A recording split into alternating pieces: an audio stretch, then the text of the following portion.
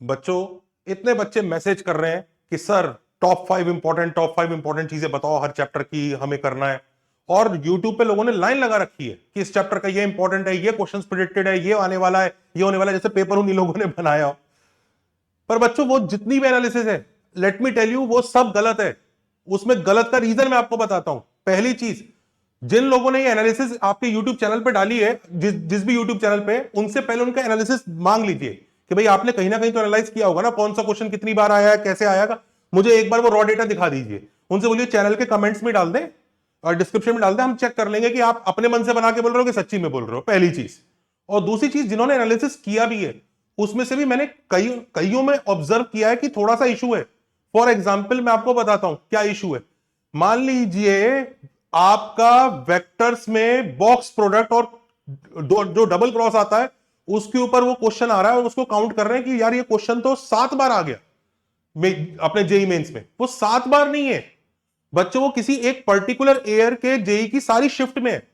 और क्योंकि जेई ये इंश्योर करता है कि हर शिफ्ट के पेपर थोड़े बहुत सिमिलर रहे ताकि ज्यादा डिफरेंस ना क्रिएट हो, तो उसमें ऐसा होता है कि वो किसी कॉन्सेप्ट के क्वेश्चन अगर एक शिफ्ट में है तो बाकी शिफ्ट में थोड़े बहुत रिपीट होते हैं वो।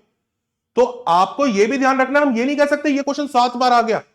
भाई इसका मतलब जो पहले जेई जिसकी मल्टीपल शिफ्ट नहीं भी होती थी, जब कम शिफ्ट होती थी, उधर अगर कोई क्वेश्चन 2 बार आया है, उसकी वैल्यू काफी है। क्योंकि वो हो सकता है जेई मान लीजिए 2 ही बार आ रहा था पेपर, तो 2 ही बार में से वो 2 बार आ गया। अभी इतनी सारी शिफ्ट होती है, इतना सब कुछ होता है, मल्टीपल टाइम्स जेई कंडक्ट होता है, तो आपको उस चीज का भी ध्यान रखना पड़ेगा। बच्चों, हम लोगों ने वो प्रॉपर एनालिसिस किया हुआ है ऑलरेडी हमने एकेडजा पे। एकेडजा में हर एक पीवाईक्यू के क्वेश्चन को हम लोग कॉन्सेप्ट से टैग करते हैं।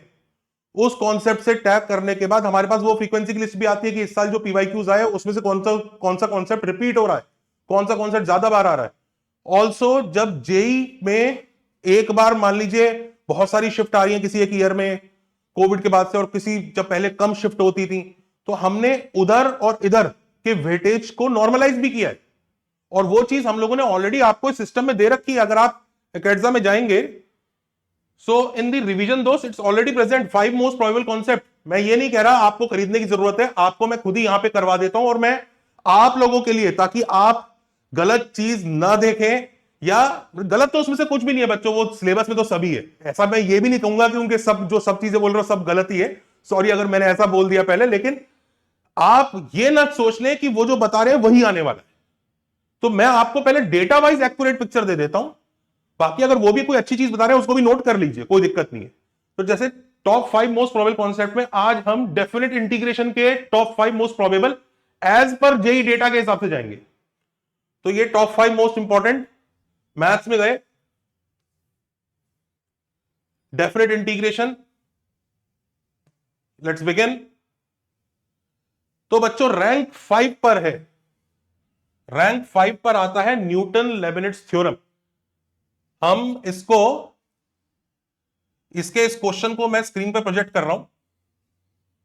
तो this is on rank 5 Newton Leibniz theorem, जिसमें ऑफकोर्स आप इंटीग्रल का डेरिवेटिव करते हैं। डेफिनेटली एक इंपॉर्टेंट कॉन्सेप्ट है, आप नोट कर लीजिए जिस बच्चे ने इसको नहीं पढ़ा है।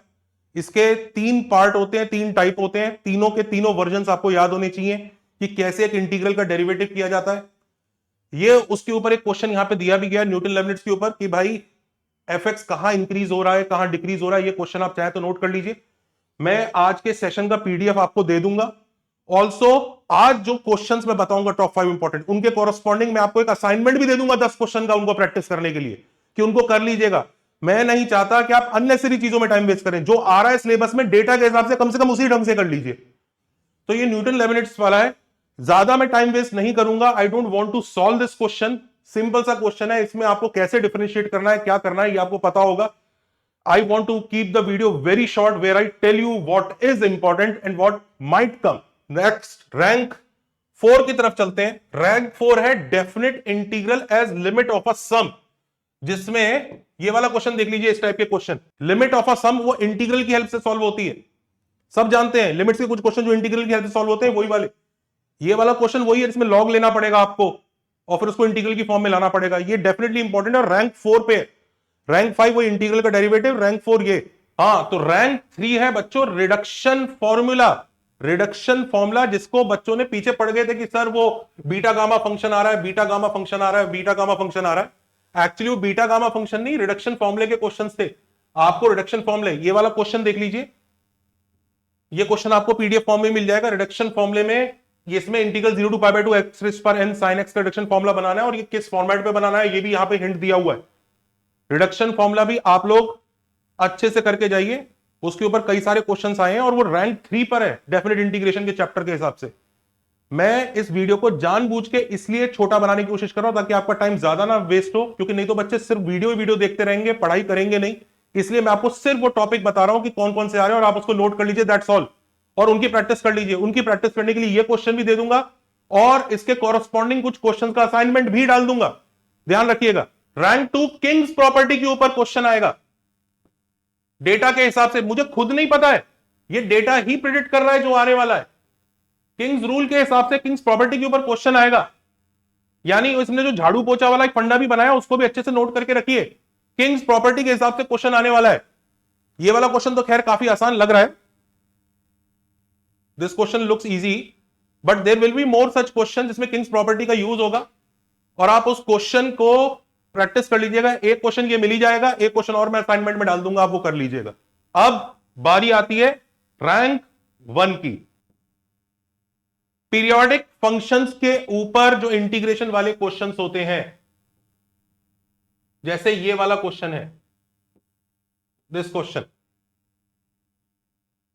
जिसमें ऊपर नहीं नीचे एक पीरियोडिक फंक्शन है और हमें इस इंटीग्रल को इवेल्युएट करना है। इस तरह के क्वेश्चंस भी काफी पॉपुलर हैं, पीरियोडिक फंक्शन वाले क्वेश्चंस। इसको भी अच्छे से नोट करिए और करिए। ध्यान दीजिए, ऐसा हो सकता है आप बोले सर पिछले साल तो इसका क्वेश्चन नहीं था।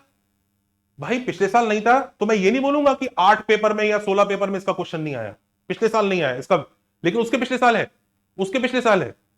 इनफैक्ट कई साल जब जेईई मेंस के 2 ही अटेम्प्ट थे तब दोनों बार आए, तो इसलिए इसका वेटेज ज्यादा है, इसका आने का चांस ज्यादा है। जेईई ऐसे नहीं सोचता है कि मैं ये क्वेश्चन डालूंगा, जेईई कॉन्सेप्ट पिक करता है और उससे मिलते जुलते क्वेश्चन देता है ताकि सारे पेपर सिमिलर रहें, तो ये आपके आने का चांस है। ये 5 टाइप के क्वेश्चंस आप डेफिनेट इंटीग्रेशन में अच्छे से प्रैक्टिस करके जाइएगा। और यहां से आगाज होता है हमारी इस सीरीज का, जो हम अगले 6, 7, 8 दिन चलाएंगे। Top 5 most probable questions of every chapter, जिसमें ये पहली सीरीज का पहला वीडियो है जिसमें है डेफिनेट इंटीग्रेशन। अगले वीडियोस के लिए भी चैनल सब्सक्राइब कर दीजिए, लाइक कर दीजिए, and make sure you keep on studying and don't waste time in watching irrelevant videos. जरूरत नहीं है। Bye, take care.